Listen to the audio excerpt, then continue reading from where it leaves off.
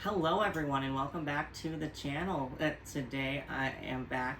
We are here as Sharita and Ben here to talk about our top 10 games of all time for 2025 from our top 50 list.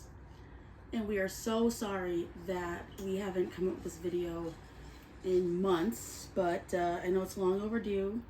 So Ben, I forgot who went first last time for our last video. Don't remember. Did I start for the first video? Because this is video 5 for... Yes. Okay, so that means I start first. Yeah, go ahead and start. No, I think you should go first. I should go first? Yeah. Okay. Younger folks go first.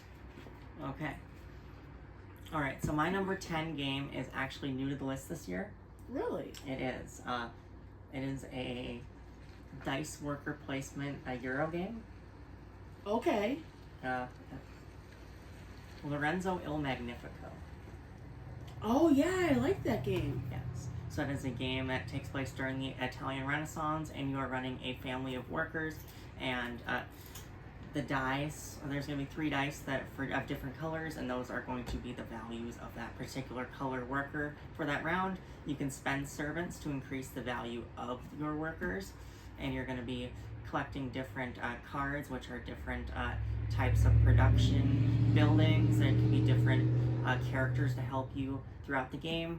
You're building up an engine of cards that you can activate to get different resources and spend those resources to build up more things. And you also need, there's the faith track, which you need to appeal to help out the church. Oh yeah, the cathedral, right? Yep, and if you don't do that, then you're going to be punished, but you're not going to be able to do that every time. Usually, if you really work towards it, you can help out you can help them out every time, because it activates every other round, but it's going to give you a penalty every time, with the penalties generally being worse and worse throughout the game. You know, when you first, mentioned the game, I was thinking of, it kind of reminded me a little bit of Encyclopedia, where you can use the dice to wait, no, what did you say to increase the value of the dice? Increase the value, yes. You can do that like with the Encyclopedia. Yeah, that's what I was thinking. Mm-hmm. And at first when you said, did you say a dice placement game? Yeah. I was thinking of Dice Miner, which we actually did a review on. It's actually the same designers as another game that was on your list called Grand Austria Hotel. Oh, that makes sense. Yeah, I remember when we first watched the video on how to play this game, I thought it was kind of dry, but actually it was more fun than I expected. It is kind of a dry game, but mechanically it's a very sound game, I think. And I think the dice manipulation with the workers, the servants, is pretty cool, actually. It's a cool mechanic. That's Lorenzo Il Magnifico. I'm not sure where it's going to land next year. I know there's a BGA version of it now. Is it called the same thing? Yeah. Okay, I'm willing to get that on the table again. Yeah. Alright, so on the contrary, my number 10 on my list is River of Gold, which is new to my list. We played this like a few months back, right? Yeah. I don't know how to explain the game. Oh, yes. So that is a game where you're going to roll a die, and that is going to determine the numbers that you're going to get for that round. Each number is going to have a corresponding section, which you can either move your worker down the... it's a ship, right? Yeah, your ship. Mm-hmm. Down the river and land on an area and get different coins and such. Koku, they're called in this game. Or you can build in different areas, or you can deliver to customers, collecting resources and then delivering them, because you got these order cards in your hand that you're going to be delivering to. Did you ever play the game that it's based off of? What's the game based on? Legend of the Five Rings? No, I didn't. It was a trading card game back in the Really? 90s. Well, going back, back in you said the 90s? Yeah. Oh, so I was thought of then. Mm-hmm. I was going to say, what I like about this game is that there's multiple different ways to win. Like, if you you know, want to. There's like what 4 tracks, right? Mm-hmm. Yeah. Oh, I can't remember what they're called, but you can earn like victory points. Yeah. For each. What are those? Is one called a merchant? Or what Merchants. Yep. Merchant. There's another. Yeah, I forgot what the names were. Oh man. But it's a good game for sure. I definitely like it. Yeah. I know. Sorry, I was kind of dry, but I wish I could do a better job of explaining it. But top 10's really good though. what did you rate it? I don't have it in my top 100. It's in my top 200 for sure. What would you rate it though? I think I gave it a 7.5. Or Okay, that's possibly an 8. That's good. But yeah, it's one that I enjoy as well. It's not a theme that appeals to me. I was never got into the Legend of the Five Rings game. I like the ship aspect. Ships, yeah. Yeah. I don't know how much that has to do with the actual game itself, but the trading card game. But it definitely has something to do with the game. It's River of Gold. You're moving down the river and delivering goods to different people and getting points, and you're gaining influence in different regions, like area control, sort of. Cool concept. All right, and that's a newer game to your list. Yep. Yeah, awesome. My number 9 is it was my number 4 last year. It is a worker placement game. Oh, I bet you I know. Yeah. Hold on, let me think about it. Raiders of the North Sea. Was I right? Yes. Yes. Raiders of the North Sea is a Viking-themed worker placement game in which you are going to be placing a worker, taking a worker off, and you're going to get to usually activate 2 effects. And so there's going to be a town that you're going to get to go to different locations to get effects, or you're going to be building up your Viking clan and collecting these provisions and gold and things to be able to afford to go on these raids, to raid these different areas like outposts and harbors and things, to not only get plunder but also victory points. And there's different strategies you can go to. You can collect as much plunder as you can to fulfill orders back at the stockhouse, or you can also, there's the Valkyrie track where you can go up by, you can kill your Viking crew in raids and stuff, and they will be sent to Valhalla, and that will give you points for that as well. It's a very cool worker placement game that's actually pretty light compared to how big and intimidating that game might look. Yeah, I definitely thought that when I first saw it. I was like, oh, this looks kind of intense. I think this was on my list last year, but I think it fell off because we hadn't played it enough. But Amazon actually had it on special for like almost like little less than or like a little more than half off. So I definitely grabbed a copy of that. It has potential to get back on my top 50, but it's definitely in my top 100. It's one of those games where I enjoy playing it once every 5 or 6 months. It's not a game I want to break out every week, but it's one that if people haven't played worker placement games before, it's definitely one of my go-tos for new to worker placement. All right, so North Sea. My number 9 is Pirates of the Cove, and if you if you notice, a lot of the games that are in my top 10 they have like either like a water theme, nature. I guess that's water's part of nature, or animal theme. And didn't you say this game was out of print? So Pirates Cove? Yeah.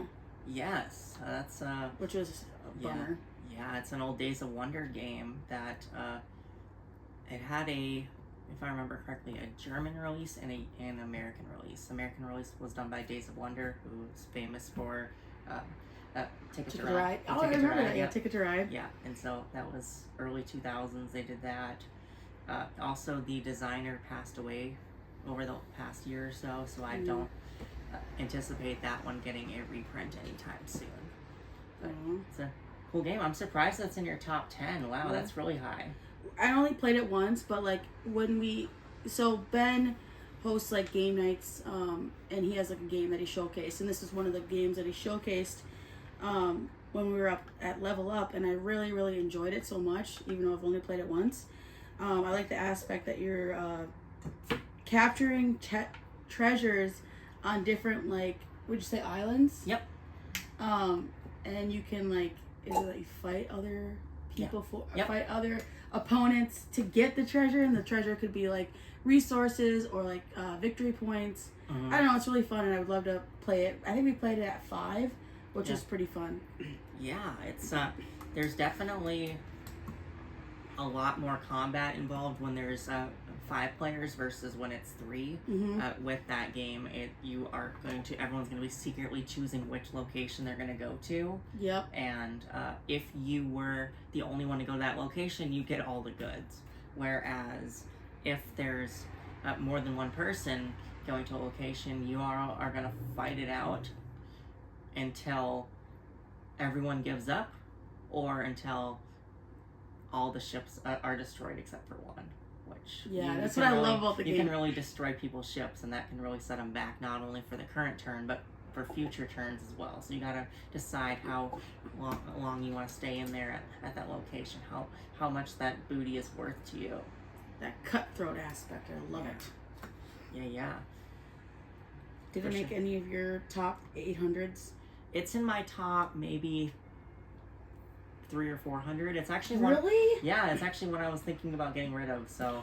Oh no. So. That's no coal on that one. Okay, so you might veto that. I would veto. I'm definitely gonna veto that. All right. Well, since it's in your top 10, it's one that we'll have to break out again, and I want to see if it still makes your top 10 after some more plays. Yeah, but it's we're not getting rid of it. Okay. Cool. All right. Glad we figured that one out. Yeah. Your number 8, right? Yes, my number 8 was my number 12 last year. Oh wait, give me an idea what it is. See if it's an Eric Lang game.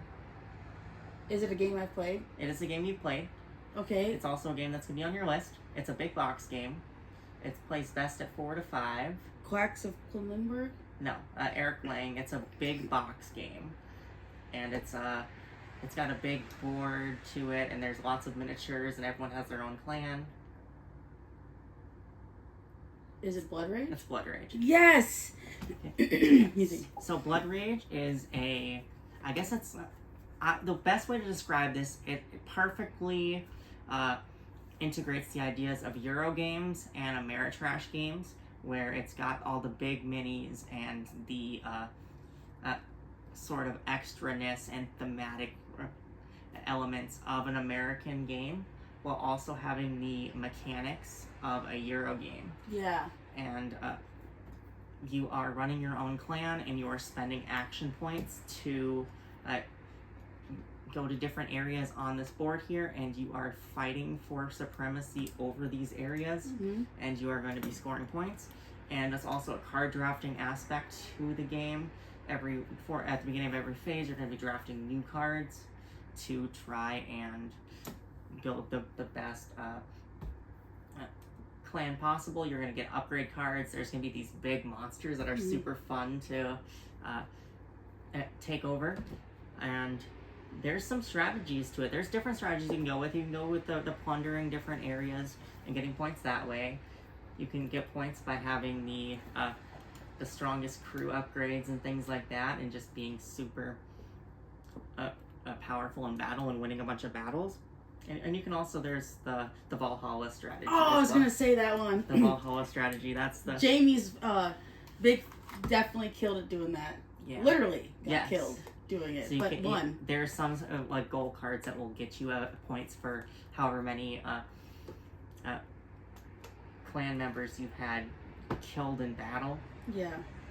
And I like that aspect, and like the whole thing, like I would always, my goal was to get like the highest strength card, so I'd automatically win that area. And so Jamie would always come into my area, march into my area, and fight me, and she'd literally flip over a 0 card that says like, go, if you lose this battle, you get to keep this card, and your guy goes to Valhalla. If you got the card that says that about your clan. So I remember I got second. We played 5 people. I got second place the first time we ever played it, and she got first place. And she, the board goes around 100 points. She literally lapped almost everyone and beat me at second place. Beat me by like 96 points. Yeah. Yeah. A couple things that I enjoy about this game. So it's a cool idea of with the battle cards. If you lose a battle, you don't lose your battle card. Yep. Also, one thing I noticed, we've had some games where it's been really close, and then we've also had games where it was like a 100-point difference between the two, first and second place. But it's definitely a game you want to play with 4 people. There is an expansion to play with 5. That's also really fun. You do need the extra clan and the extra cards for that. Do it at 5. 5 is fun. 5 does take a little bit longer, just because it's more people doing things, but it's a lot more interesting battles for sure. Yeah. It's a fun game. I've been enjoying. You got it made your top 10. It's my top 10. That's I'm not sure where it's gonna land. I find myself playing less and less multiplayer games. I'm becoming more and more of a 2-player game fan, but this one's a fun one for sure for playing with more people. More people, yes. But it's gonna be interesting where it lands next year. So my next game on my top 10, coming in at number 8, is actually brand new, and it's called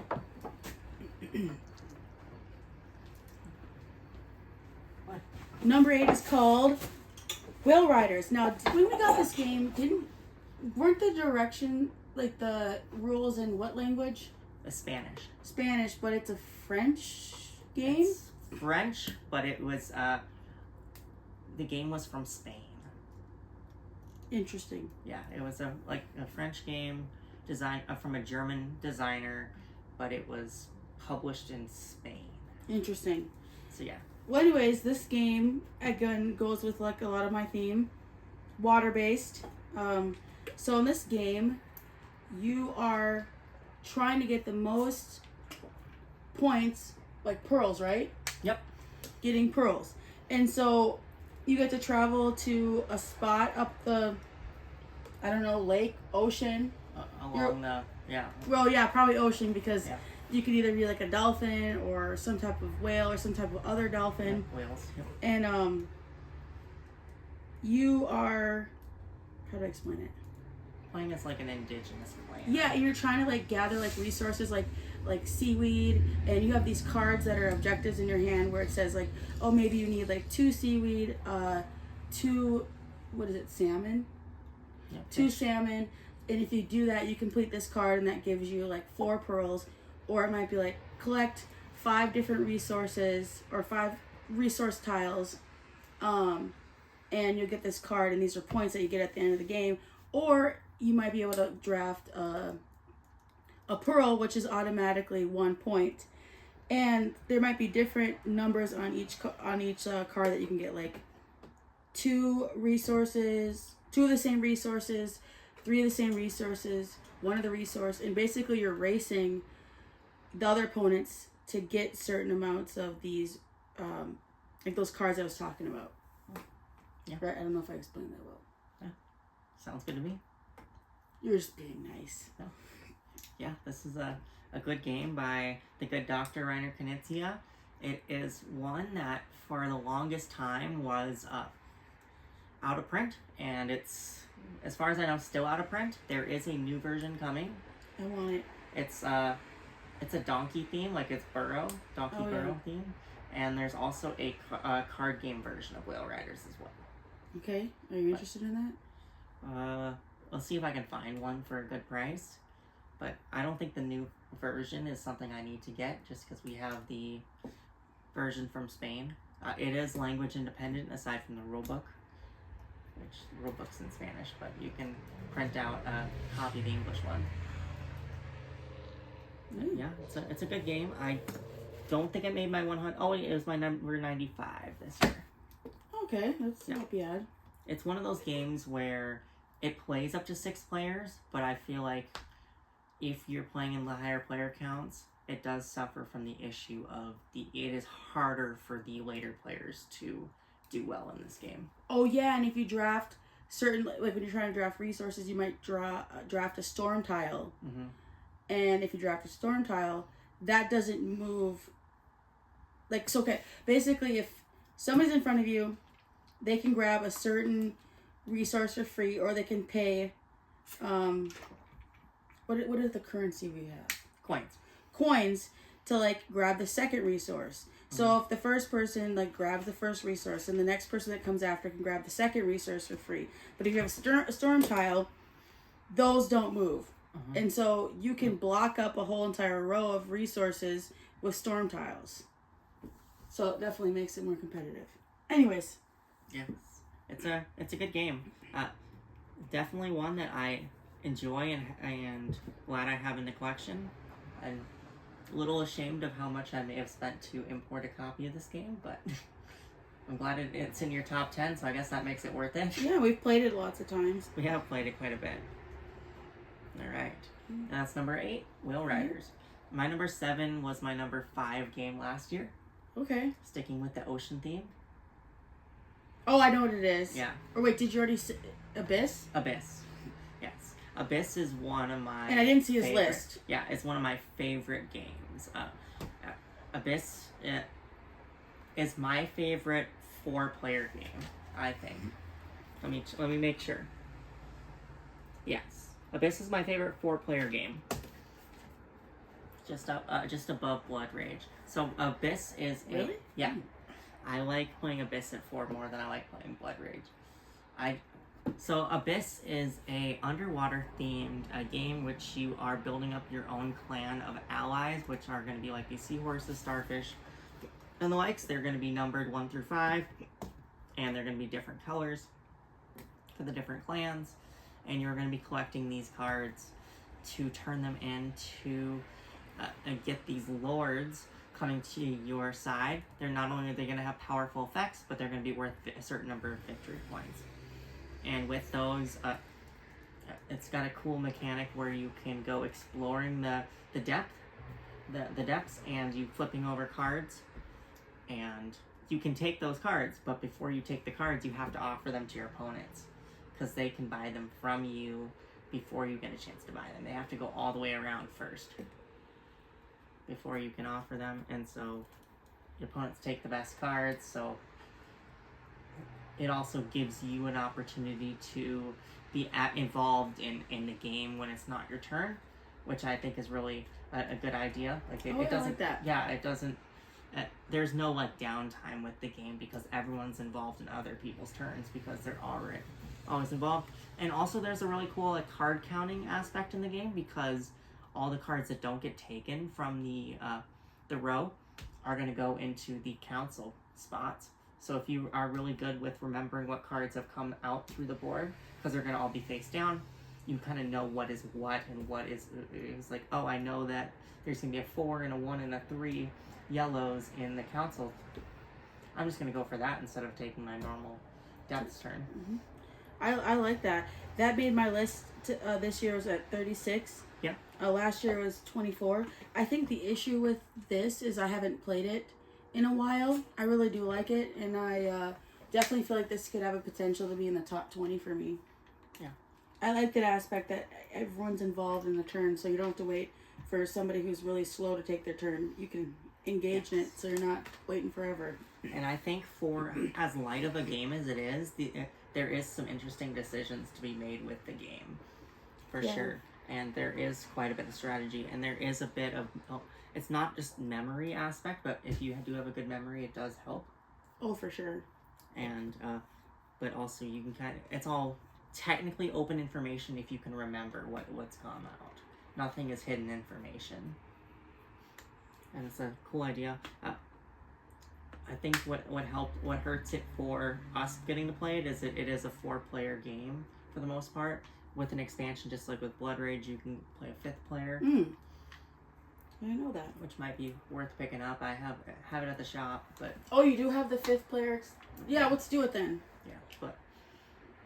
right? So yeah. Oh, sorry. Go ahead. Yeah, that's Abyss, and I think the art in that game is gorgeous. Yeah, it is really cool. I like it. So my number 7 is Harmonies, and this is new to my list. Ben actually got it for me. I'm trying to remember. I get this one confused with there's another game that I have that it's kind of like Reef. Yeah. Can you Harmonies? Yeah, Yeah, my number 45 this year. Can you enlighten me a little bit about it? Yeah, so Harmonies is a game in which you are going to be, it's an open draft, and you are going to be taking 3 of these little wooden discs which represent different types of terrain, which are going to be like water and field and like stone and stuff, and you can build up and like trees and wood and stuff. And you are going to have these animal cards that you can also draft, which are going to be different objectives that you are going to score points if you can arrange them in a way that the animals require. And the more times you do it, the more points that they're going to be worth. And don't you put a cube on it when there's an objective that's been completed? Yeah. So like on one of the cards, it might be like if you have, do this 3 times, like Ben was saying, if you do it more times, you get more points, but you'll take a cube off of that sheet and put it onto, like, say, a mountain that you might have completed. I really like it. It kind of does remind me a little bit of Reef, and that's why I get the two kind of mixed up because I haven't played it in a minute. But sure, I definitely like this game for sure, and I'm appreciative you got it for me. Yeah, it's for me. It kind of scratches the same itch as Cascadia for me. In the same way, I kind of compare the two because oftentimes Harmonies gets played instead of Cascadia just because of the fact that it's on BGA and Cascadia is not. Oh, I didn't know that Cascadia. Okay, that makes sense. And Jamie, I'll play it with Jamie every once in a while, but yeah, I feel like with the base game, I've gotten my plays of it, and it could use an expansion or so. Is there one? No. Oh. Not that I know of. There's like Kickstarter promos, I think, or different kinds of promos. But all right, yeah, that's top 10 for you. Yep. Wow. All right, my number 6 was my number 3 game last year. Okay, let me guess. Sure. Wingspan. No, that was number 2 last year. Everdell. No, Everdell was number 11. Oh, well, I forgot. It's been so long. So okay, give me a hint. It's another Garfield game. I don't know Who's Garfield? Garfield Games is like Raiders of the North Sea. Oh, West Kingdom. Yeah, Architects of the West Kingdom. So it is my favorite of the West Kingdom trilogy. Architects. Also think it's the lightest of the 3. I do enjoy Viscounts quite a bit, and Paladins is fun, but it's super heavy. Architects, on the other hand, it's just that sweet spot of worker placement. I like my worker placements in a way that I think it's a little heavier and harder to teach than Raiders, but yeah, I think that it has enough differences in there to justify its own spot. I like it more than the other one. Yeah, for sure. What I like is the multiple workers thing. Yes. Aspect where you can gain more resources by placing more workers on a spot, because the more workers you have on a spot, the more resources you're going to get from that spot. But I also like the fact that you can hold your opponents accountable for being too greedy. You can put them in jail, right? You can capture them and put them in jail if you feel like they're being too greedy in a spot. You can be like, yo, there's too many people working in a location, so I'm just gonna snatch them up and send them to the jailhouse. I like that aspect of it. Yeah, and it's got a cool economic system with that, and also the fact that you can do honorable things like working towards building the cathedral for the greater good of society, or you can be devious and steal from the tax stand and get help from the black market. So you're kind of towing the line between being a good citizen, a good architect, and a kind of shady architect to help yourself build bigger buildings of your own versus helping the cathedral. And yeah, I like that game. Super fun. It was on my top 50 last year, I think. Yeah. But I think it has potential to get back on there. Yeah. It's also on BGA. Okay, we can play it. Yeah. So It's a fun one, and it actually plays pretty quickly compared to how you'd expect from Raiders of the looking North Sea. or just how you would expect the game to go by looking at the board. There's so many different spots, worker placement spots you can go to, that adds some variety to it. All right. So that was Ben's number 6. My number 6 is Gnome Hollow, which I believe came out last year, and Ben was given a copy to actually do a review on. Yes. So if you haven't already seen that review, I suggest you go and watch it. This game, I like that it's it kind of reminds me a little bit of Carcassonne. But in Carcassonne, you're trying to build like roads or cities. In this game, you're trying to like complete loops, right? Not loops, but what is it? Rings. Yep. And like the more rings you complete, the more resources you can get to like obtain what is it? Flowers. Yep. I'm trying to think about how the mushrooms. Oh, well, and also kind of like Carcassonne, you can take your miniature and claim a ring. Yes. Before, like, if you place a tile, you can claim that. And this game, you can also help other people complete a ring that might benefit you, but they get the points for it. Or do you get to share the points? For what, this one? Yeah. Only one gnome can be on a ring. Yeah, but like if you like say it's like two half circles. Yeah. If you can, you might be able to help complete a ring for your opponent and also start a ring for yourself. Yep. Right? But the opponent would just get the points. Yes, even if you completed for their own ring. And you also, it is friendly in the sense it's designed to be more of a family game. The friendly aspect is if you're going to mess with your opponent's ring, you have to get permission from them. Oh, yeah. So it's not like... Not cutthroat as much like Carcassonne. Yeah. I really, really like the game. I want to play it again. Sure. So, yeah, definitely... That's top 10? Yeah. Wow. It's new to the list. That was one of our review games that we got. Yeah.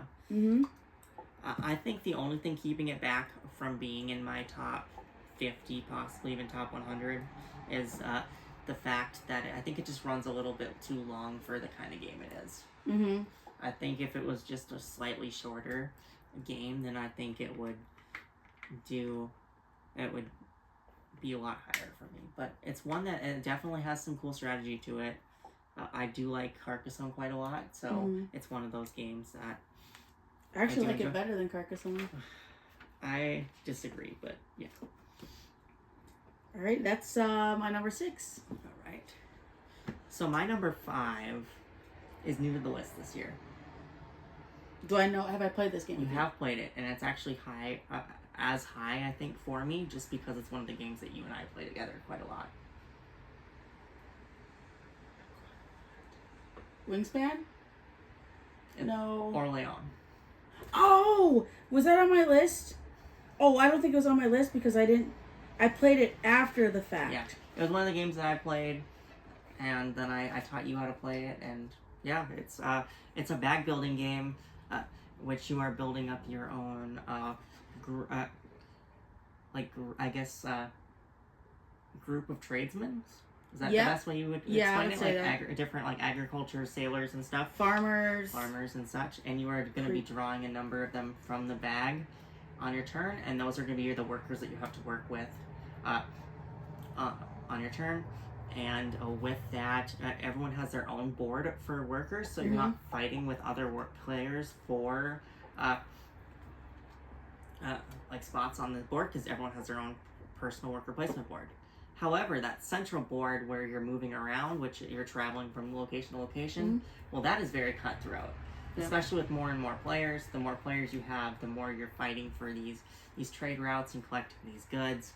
And you can building trading posts at different spots. And if Ben has a trading post on one, I can't go there and get a trading post. Yeah. And when you're the first one to discover, like, certain areas, like if you build, like, there's an option to build like a road based off of your workers, and that will help lead to these trader posts And also you can build a ship, which can lead to different areas, and you could obtain goods like a wine bottle, and those are like worth, let's say that's worth like 5 points at the end of the game. Yeah. Or like cheese, which is worth like 2 or 3. I can't remember exactly. Yeah. But that's Ben's strategy, is to collect all those, and that's how he kicks my butt. I actually use the different strategies, but I've been building a lot of those trading posts though. Yeah, that's how he smoked me. Yeah. But yeah, there are a bunch of different strategies. You can go for the goods. You can go for the different you can send your workers off to the church. I forgot what that one was called. But collecting goods, you can build the different trading posts. There's different ways to score points in this game. It definitely make my top 10 next year, for sure. And I don't know where it's going to land next year, but it's one that I've definitely enjoyed playing a lot with you. And we've definitely got our plays in of it lately. Yeah. And that is Orlay on. All right, so that was Ben's number 5. My number 5 actually was my number 2 last year. And I feel like I've actually played it, I would say in the last 4 days, I've probably played it 15 times, maybe more. Really? So I feel like it's a game that I think is so fun. And like, I actually have the app for it, and it's Wingspan. And you can go on there online and play with other people, or you can play AI, and you can like make your AI character like easy, medium, / normal, or difficult. And so I've been trying to play at 3 players difficult, and it's pretty hard, but I really like Wingspan because you're trying to place birds in either like on the green area, which is like forest, right? Something like that, yep. And then there's an area, what is the yellow area? Like grassland. And then there's the wetlands. And birds, it'll show on the card where they can live. Some can only live for like the wetlands. And basically what you do is you gather food for them to place birds, and birds are worth points. Also laying eggs adds points, and it goes in like a certain like the first card you play is you pay like say it needs a worm and a wheat, so you play that, and you don't have to pay for an egg. But the second card that goes in that row, you have to play an egg. So you have to do actions that gain eggs, do action that draft cards, and do actions that get food. What I really like about the game is that each card has like some fun fact. Like it'll say, this is a bush tit. It's commonly seen in this continent. It has a beak that's meant for this, or a great tit. Actually, I want to see. I took a picture of it because I think hearing about, different birds, like anything with tit, I think it's funny. Like the great tit. It's been known to use, oh crap, I can't see it.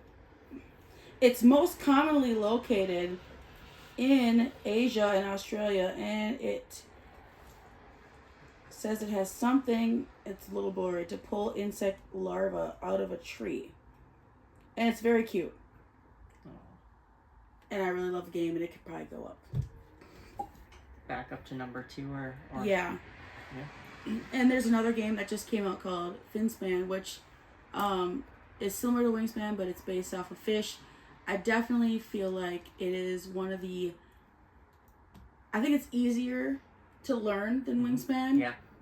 It's still fun, but like if you are wanting to get into Wingspan, and maybe you're playing with some people that are newer to board gaming, I would recommend playing Finspan first, and then work your way up to Wingspan. And then all the expansions, like the European expansion, or the Oceano. I think Wingspan's still my favorite of the 3.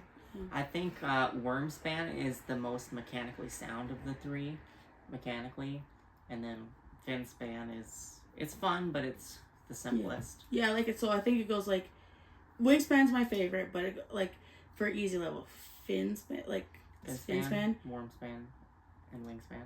Oh, I think Wormspan is harder than Wingspan. And maybe it's because I play Wingspan so much. Yeah, they're pretty similar, I think. But yeah, they're all good games. I don't think that they're personally that they're different enough to justify different spots on the list, but I don't. That's up to you. Yeah. What do you think? Well, I like Wingspan. The best. Yep. Yeah. Yeah. All right, that's Wingspan my is- number 5. All right, my number 4. Wait, what was Wingspan on your list? It is not on my list. It has not been on my list. Okay, so it's gonna be on your list. Gotcha. Possibly. All right, drum roll. Alright, so my number 4 is actually a game. It's new to my list this year, but it's one that's actually gotten me excited to play board games, and it's one that I've been playing a lot of and enjoying a lot of. That's one that we've played a little bit of, and one that I've been playing a lot on BGA. Ark Nova? Ark Nova. Yes, that's gonna make my list, but I made this list before I played that game. Yeah, and since I've made this list, I've played it so much more, and that could be my number 1 game next year. Yeah, I definitely want to hit that with you again. Yeah. And the implementation on BGA is amazing. It's a very complex, heavy game. Yes. Like I don't even know where to begin to explain it, but if you definitely are into animal games and you want something that's really complex, I would recommend if you play it to play it the first few times at 2 players, because it takes like at least like an hour and a half. If you like know what you're doing. If not, it's like definitely like 2 hour plus. Yeah. If you don't know what you're doing. So can you imagine if you added a third person? So, yeah, I would say 2 or 3 players is probably the sweet spot for Ark Nova, unless you want to play it solo. But the best way for me to describe Ark Nova to people would be it's a scientific zoo building game, a Euro game, with the core mechanisms of the game. It's very much like a Race for the Galaxy, and where at its core you have 5 actions of things you can do on your turn, and but how powerful they are is based on when the last time you did that action was, because you have a track where this number is 5 powerful, whereas this action is only 2 powerful, and you get to build up different areas in their zoo, like building. You can play animals, but by buying animals, you can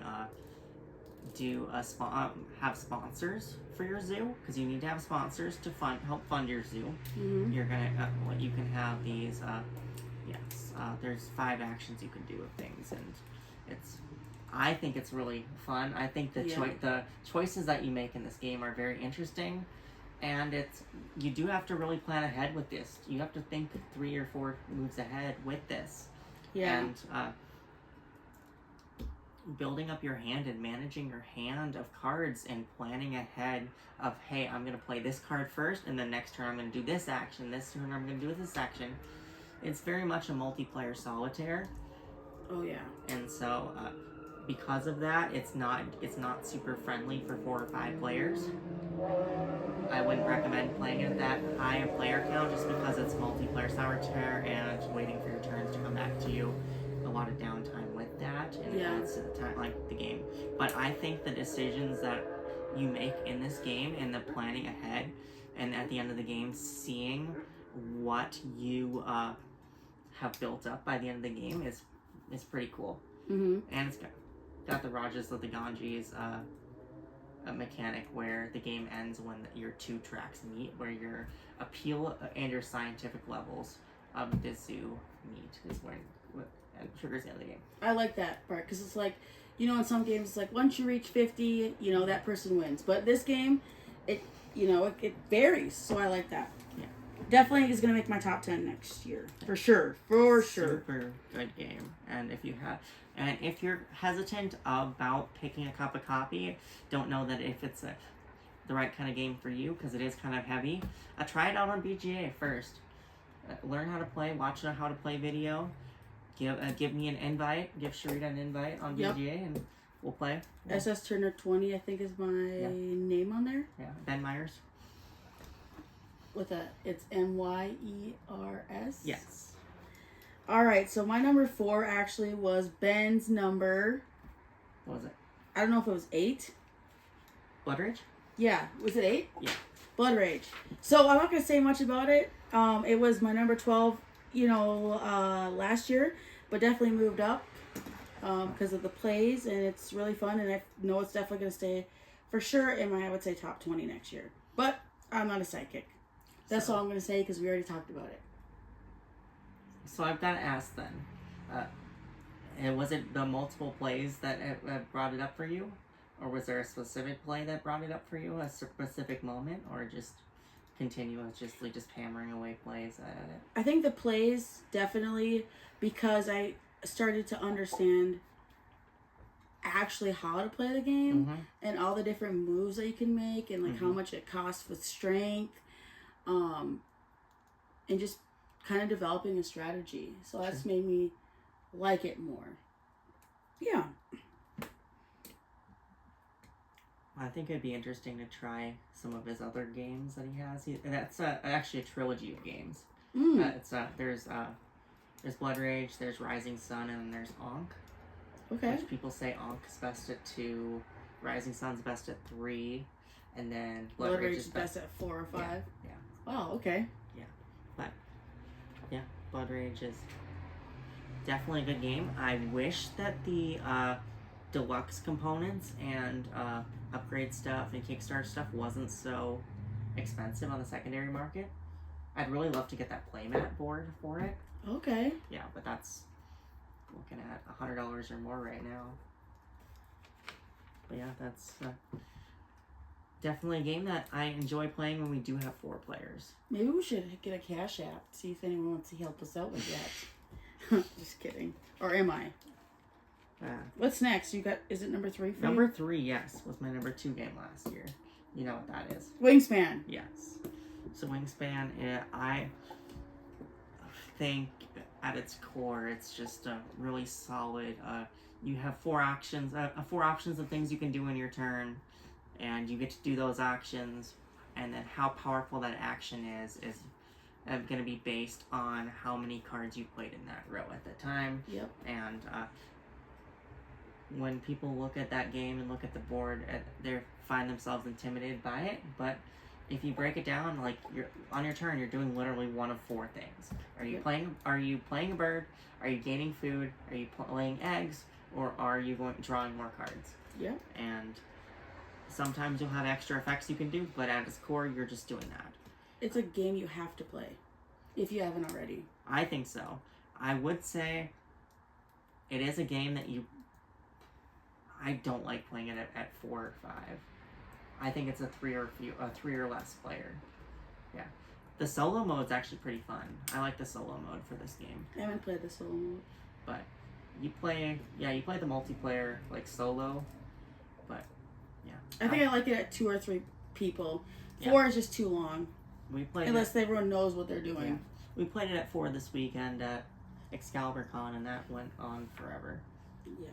But it was fun though. Mm-hmm. And that was really close. It was like a 1 point game. Yeah, I lost by 1 point.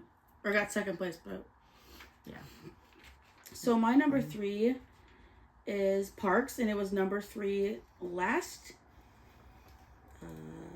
year. Yep. And now I actually have the expansions. Mm-hmm. I can't remember what the expansions are called, but I like Parks. Nightfall and Wildlife, I think. Yeah. So kind of like Wingspan, Parks.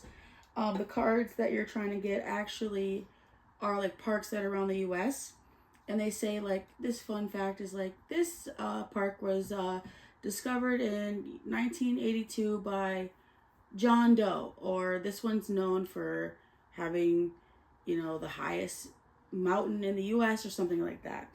And also kind of reminds me of some of the parks that are on that you can visit on this game are famous for where serial killers have killed and buried their victims. So this game, you have 2 hikers.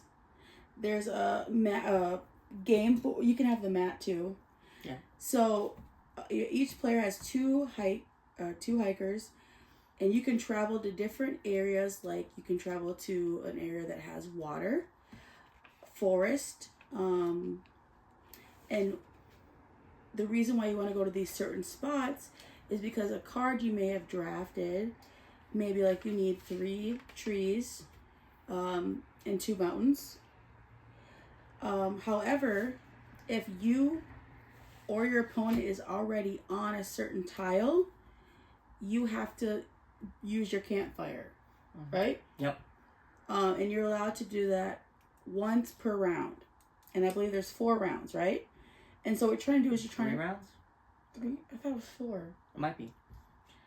Second edition. Oh yeah, no, there's 4. There's 4 rounds because each round is based off of a season. So, say the fall season might be like, for every park that you visit, you only have to, or for every park you want to visit, you can pay 1 less tree for it. Or there's some type of perk. You also get a canteen. And like say the canteen says if you fill this canteen with 1 water token, this might, make a park cost 1 less resource, right? Mm-hmm. But with the expansions, you're able to visit campsites, and that's another way of gaining more resources to visit more parks. Also, every round you gain another tile to add to the placemat, and that might be like, okay, if you go to this place, this particular tile, you can take one of your resources and trade it in for a let's say like a bear or a moose, and those are wild resources that can be used for anything. I really like the game. I definitely would like to get the 2nd edition since Ben said it's a little different. So I think the 2nd edition is way better. Have you played it? I played it a few times. Yeah. Where and when? It's on BGA. Okay, let's play it. Yeah. Should I pick up a copy? I think because we have the expansions for 1st edition, we should see what we think. I think the 2nd edition is way better. All right, then we're gonna get it then. But that's just my personal preference. I like the instead of the building your own board, like it's they actually have the actual boards, so you're not building the board, and it's got this die which you can roll this die to get resources, and the canteens are done a little differently, and the parks, I don't remember if the parks are different arts, but I like the old art for sure. Okay. But I do like the mechanisms better in 2nd edition. Mm-hmm. But yeah, 2nd edition might actually go back up on my list. Parks fell off my top 100 this year, but all right, let's get a copy ASAP. After this video, I'm gonna look it up. okay. Well, yeah, that was my number 3. And that's Parks. Yeah. I thought that had a chance to be number 1. It, based on, if we do the 2nd edition, maybe. Alright. So my number 2 was my number 15 last year. That's because I've been playing a lot of it. Have I played it a lot with you? You have played it a few times with me. But we need to, it's one that we're gonna commit to playing a lot more of it in the future. But it's one that there's a giant box coming out soon with everything in it, and but I don't think I need it because we have a lot of other stuff for it. It's a worker placement game, exploration game called The Lost Ruins of Arnak. Oh. Yeah, Lost Ruins of Arnak is one of my just go-to worker placement games. I think that the strategy in this is just so cool. The exploration in it. The thinking 2 moves ahead, the fact that you're doing the most you can with only 2 workers, the different strategies of balancing not only the guardians and fighting those and exploring things, but also doing the research track and building up these assistant cards to help you out. It's just a lot going on that I enjoy doing, and it plays really well on BGA. I think it's really tough on BGA. And because I haven't played it in a while, and I got my butt handed to me by you. I think I think the strategy is about the same on physical and BGA, but it's just so smooth on BGA. I just get confused about like what location I can travel, and that's based off if the card like has like a plane on it, or if the car has a ship on it, or if the car or a card, sorry, if the card has a ship, card has a plane, card has a car on it, and that can determine where you can go. I get a little confused on BGA. That's because I don't have someone there. That's a you problem. That's that's a me problem. But it was number 25 this year, and it was 5 last year, and I think it fell down just because I didn't know what I was doing on BGA. But we have the campaign that we need, a cooperative campaign that I want us both to get better at the actual game itself, because I don't think that we're actually good at the game. Yeah, and we're gonna need to be a lot better if we're gonna need to get to. But I am pretty good at smoking Jamie at this game. So wow, I can be proud of that. That's impressive. Alrighty, so that was Ben's number 2. Yeah, so it's up from 15 this year. Yeah, it's good. So my number 2 was actually my number 1 last year, and it is Splendor. And there are multiple different versions of Splendor. We also have the expansions. However, my favorite version of Splendor currently is the Pokemon edition, where you can only get it in Korea.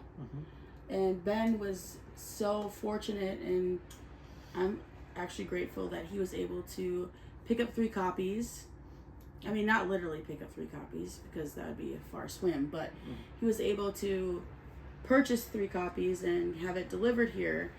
And the shipping was not fun. Yeah. But yeah, we enjoy it. And I'm trying to think how to explain it though. There's a lot of strategy in the game where you can like screw your opponents over. So in the base game, what you do is every turn there's a set amount of, let's say, stones, right? And so let's say for 2-player, you have a set of like 5 stones for each color, and then 5 stones of wild type. So on your turn, you can either choose 3 different stones, or you could choose 2 of the same stones, as long as there's 4 or more stones in that pile. Now, to get a wild stone, you have to reserve a card. And when you reserve a card, that means that no one else can fulfill that card thing. So for instance, maybe there's a card worth 1 point that you need to have, a blue stone and 2 white stones. So once you play that, you can obtain that. But what you can do is say that and then you have these things called nobles. And so it might be like, if you gather, 4 white card stones and 4 black card stones, you can get this noble, which is worth 3 points. I could see that Ben needs 1 more card to fulfill those nobles, and what I can do is I can reserve it to get a wild piece just to mess him up, or I can purchase that. Well, in the Pokemon version, what I like about it is, so for instance, you know that Pikachu can turn into Raichu, right? And so that's through evolving. What happens is you're gathering Pokeballs, and it's the same aspect with reserving a card or a Pokemon. You can get, a wild chip, but in this game, if you have like say 4 Pokeballs, and you have, let's say, what's the character on there that you have? Charmander. You can go to, what's the second one? What's the Charmeleon? Charmeleon. If you have, say, 4 red Pokeballs, and say Charmander was worth 1 point, but what is it? Charmeleon. Charmeleon is worth 3 points. You can get that card for free and place it on top of Charmander. Instead of it being 1 point, is 3 points. Yep. And you go to 18 points versus in the base game you go to 15 points. Yep. And you can reserve, or you can't reserve, but there's, instead of nobles in this game, there's like legendary Pokemon that you can get with having certain cards and Pokeballs. Yeah, cool. Yeah, I love the like poker chip pieces that they have for the gems and the Pokeballs. I like to shuffle them like I'm playing Texas Hold'em. Yeah. It's a cool game. It's one that I've definitely got my fill on. So it's dropped a lot just because of that. It's my number 92 this year. I've played it over 500 times on BGA. I don't doubt that. Yeah. It's in my first year not in the top 50. But it's also one that I probably overplayed because I'm more of like an omni gamer. I don't like to play the same game over and over again. I like to play different styles of games and many different games and learn new games. Mm-hmm. And so it's not necessarily Cult of the New, but it's definitely one that I've cooled on just because I've played it a lot. But I do enjoy the strategy of the 2-player where you can kind of manage easier what your opponent's Splendor doing. Duel, yeah. No, just playing 2-player. I still like playing Splendor 2-player, but even though I think 4 is probably the most ideal way, but 2 is, I like the strategy of the 2-player. A duel is fun, but duel might be a better mechanically game, but I still prefer regular Splendor. Pokemon Splendor. Pokemon Splendor is fun. But mine went down a little bit just because of I've played it so many times. And one other game has taken over that top spot for you. Yep. I feel like is that because it's dropped for you, or just because this other game has just overtaken it? I think combination of the two. Okay. And Right, then what's your my number number one? one shouldn't be much of a surprise. It's my number 1 last year. Grand? Yeah. Austria? Yeah, Hotel? Grand Austria Hotel. So, Grand Austria Hotel is a dice worker placement game in which you are running your own cafe/hotel and managing it, and you're collecting a die from the pool, and how powerful that effect is going to be based on how many of that die exist within the pool. So if there are 5 5s, then you can do the 5 action at a strength of 5. And I think that's pretty cool. And there's a lot of strategy to the game where there is a ton of luck with the rolling of the dice. And there's a lot of working with what you have and accepting that you're not going to be able to do everything. But also rolling the dice, seeing what you get, and working with that. And just kind of there's some accepting of that, but also you can re-roll the dice, but you're working with less dice. And the strategy of the different color of these guests that come through the hotel, and all the different things that they need, and collecting all these resources for them to appease them. So I like the game. yeah, It definitely can move up. I just wish the pieces actually, like, they're just cubes. So for coffee, it's just a cube. Yeah. For the strudel, it's just a cube, right? Is the strudel? Welcome to Euro games for you. Yeah, but it would be like, I don't know. Yeah, you can buy upgraded pieces for it. All right, let's do it. That was my number 40 this year, and it was 29 last year. But it's definitely going to go up to the top 20. I just need to play it more, and it needs to be on BGA.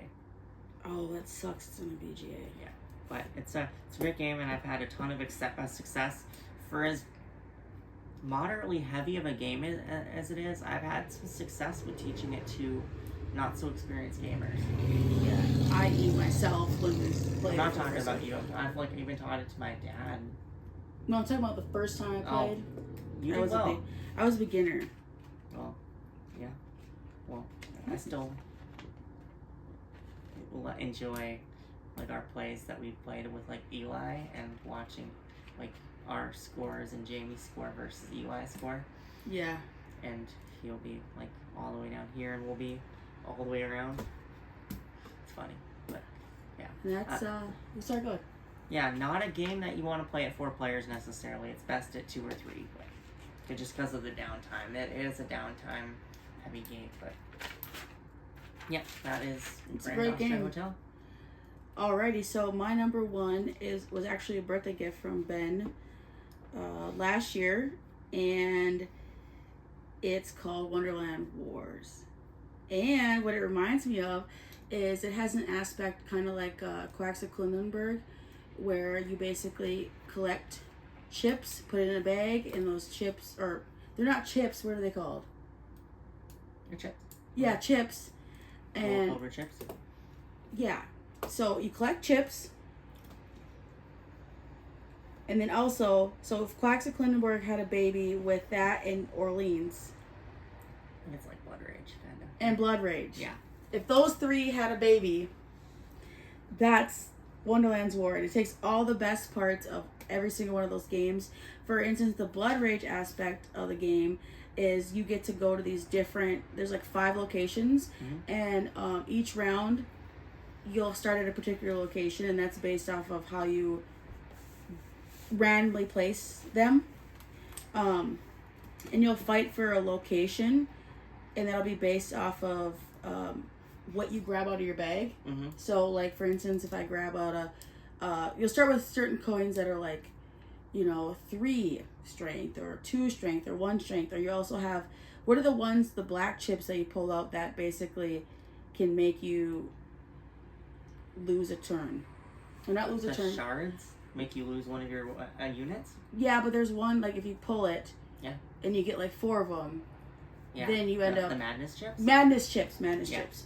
And so what happens is, you can... Okay, so that's how you win a location. But going back to, like, the Quaxaquillenberg part, where you're gathering these chips, you go around and circle in a drafting position, and you draft certain cards that will give you those coins, right? Yeah. Okay. And some of the cards that you collect might be like, well, you need to roll the shard dice, or the shard die. So you roll the shard die, and you might, get 1, 2, or 3, or is there none one on there? 0? No, there's not. You're automatically going to get a shard. And whoever has the most shards at the end of the drafting round gets a madness chip. And you don't want madness chips because...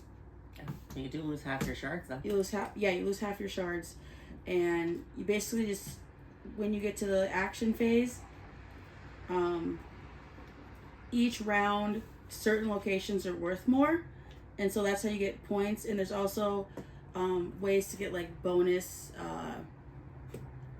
like, for instance, like, each character has their own strength. Like, one could be, like, you can move around the drafting phase without going around a circle. And every time you go around a circle, you get a shard, right? So you can, like, skip that and, like, reset certain cards for other people or for yourself. Sorry, that explanation was way longer than needed. But it definitely is a really, really fun game, and I want to play it some more. Yeah. I'm so happy that this was your number 1. Thank you. Yeah. Thank you for getting it for me. Oh yeah, you're welcome. You hadn't even heard of this game when I got it for you. But I knew that you like Quaxaquillenberg. I knew you like Blood Rage, and so I was like, okay, this game is right up your alley. It's definitely not an affordable game if you're looking for... You got the upgraded pieces, though. Yeah, and the upgraded pieces. But even the base game without the upgraded pieces isn't cheap. But then the upgraded pieces, definitely an essential part of the game, I think. I'm very thankful. It was like, what, $250? I think it was probably up there, pretty close to that, yeah. And thank you for the game. Obviously, I love it. Yeah, I'm glad you enjoy it. Yes, it's a fun game. It was my number 28 this year. I think both the phases of the game are interesting. Like, the drafting phase is kind of the strategic phase, where I think the combat, like, the phase is kind of like the more, like, fun phase, I guess, in a way. Oh yeah, definitely. And you can have different, like, of your warriors go to different spots, and that'll determine also the strength too. Yeah. And there's, like, a strength track. But yeah, I definitely love the upgraded pieces. I think one reason why we don't play it as often is because it takes a long time to play the game. Yeah. But it's super fun, and I love it. Yeah, love it. You should get one. It is definitely and they have a new game coming out in their series too. Oh yeah, just announced. Yeah, you did tell me about that. Do you know what's coming out? I don't. I think it was on Kickstarter. Nice. But, yeah. Well, that is my number 1. Ben, do you have anything else to say about the game? No, I think we'll leave it at that. Well, thank you all for watching. Sorry it took several months. But as I said in previous videos, you can't rush perfection. Stay tuned we're going to be doing some reviews on games, and we're going to do a game or a video on if we're going to keep it or toss it. Yeah. Games we're looking forward to in the future as well. Yep. Awesome. So stay tuned. A video will come out sooner than this last one did. So thank you all for watching, and have a great day, night, morning, afternoon, late evening, early evening, wherever you may be and whatever time it is. Have a good one. Thank you for watching.